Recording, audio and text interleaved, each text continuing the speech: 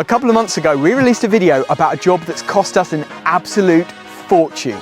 The main issue seemed to stem from voltage rise and voltage drop from the connection to the grid. In that video, we asked you to leave a comment if you wanted to see a part 2, and let's just say the response was overwhelming. So in this follow-up episode, we're going to dive into everything that's happened since that first visit. We're going to dig into some of the theories that you guys made in the comments about what might have been going on.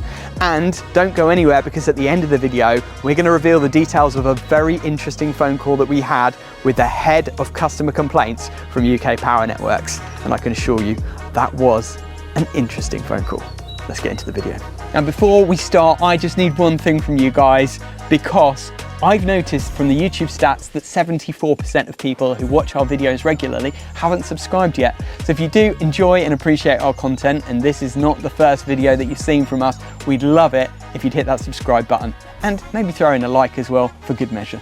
So to summarise what was going on, we first discovered the issue when the EV charger pen fault device kept tripping out.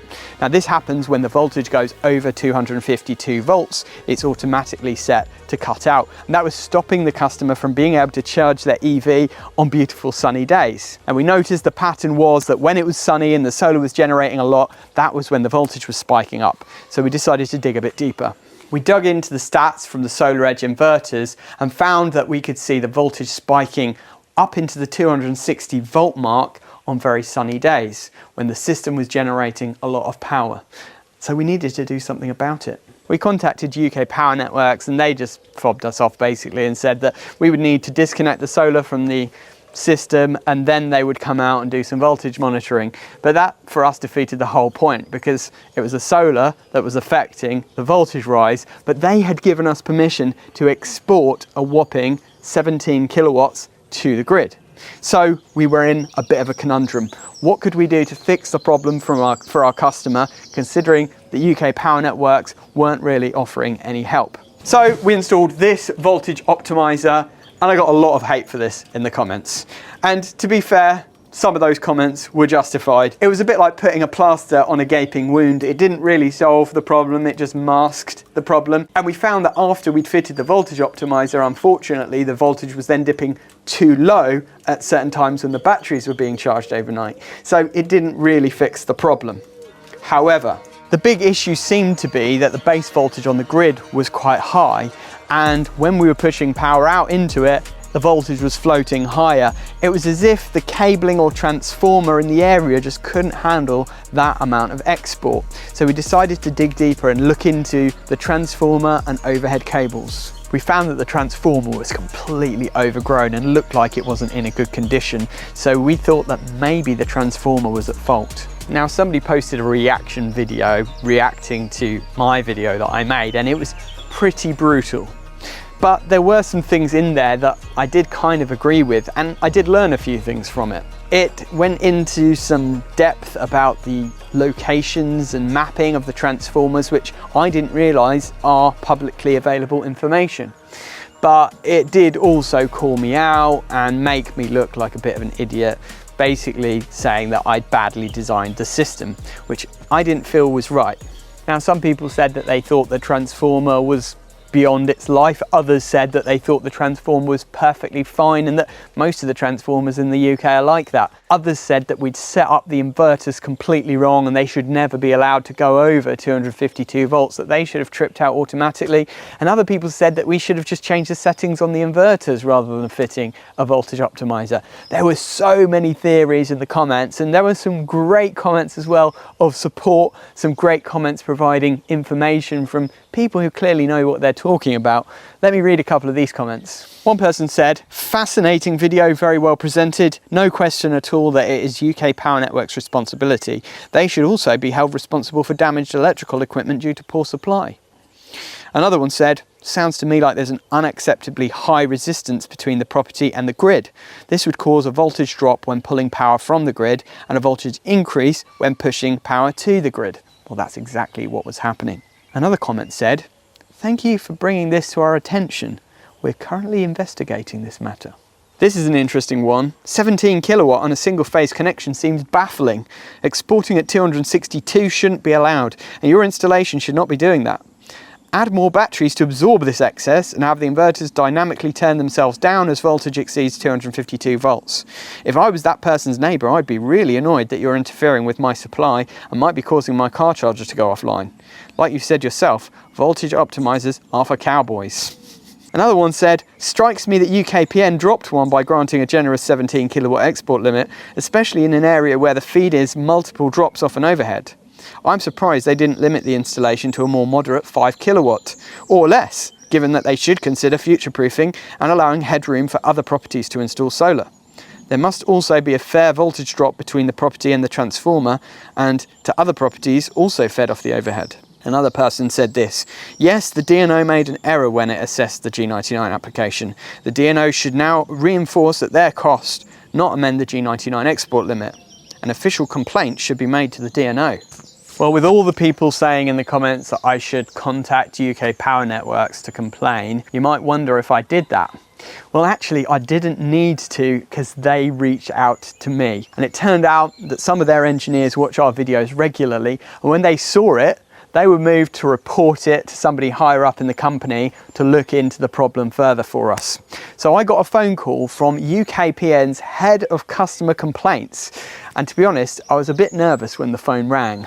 I wondered whether they were going to have a go at me for calling them out in the video. However, the result of that phone call was quite surprising. They threatened to sue us if we didn't take down the video. No, I'm only joking. They were actually really friendly and really apologetic. They said that they've seen the video and they thought we were very fair with how we talked about them. Because I did say in the previous video that we've had a great experience with UKPN in the past, but it just seemed like they dropped the ball on this one. They sent a massive apology for what had happened. They said that they were doing everything within their power to investigate and that they would contact the customer to explain the same and let us know as soon as they had an update. Upon further investigation, UK Power Networks found out that they had made an administrative error.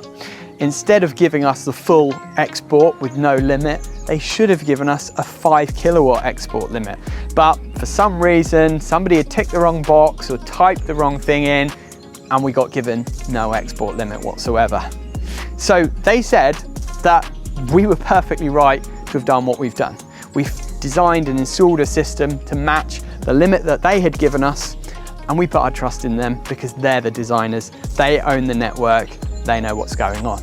But that doesn't solve the problem, right? Because we've got all of these issues with voltage rise, etc. So the question is, will they do something about it now to fix the problem?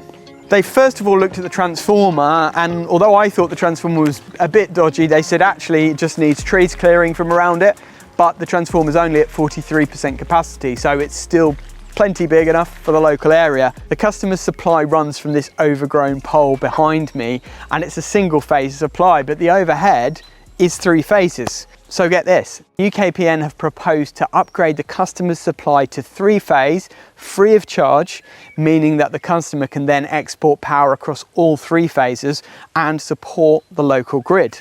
But that raises a problem. The customer only has single phase distribution boards at the moment. The 3 solar inverters are all wired up to 1 phase. So how are we going to do all of the arranging and organising within the property to get everything set up for 3 phase? Now, to upgrade the supply to 3 phase, they're going to have to run a new cable from the top of this pole. They're probably going to have to get rid of all that ivy, run it down like the current cable is, and then dig a trench from the bottom of the pole all the way over to the house. It's probably about a 40-metre run of underground cable.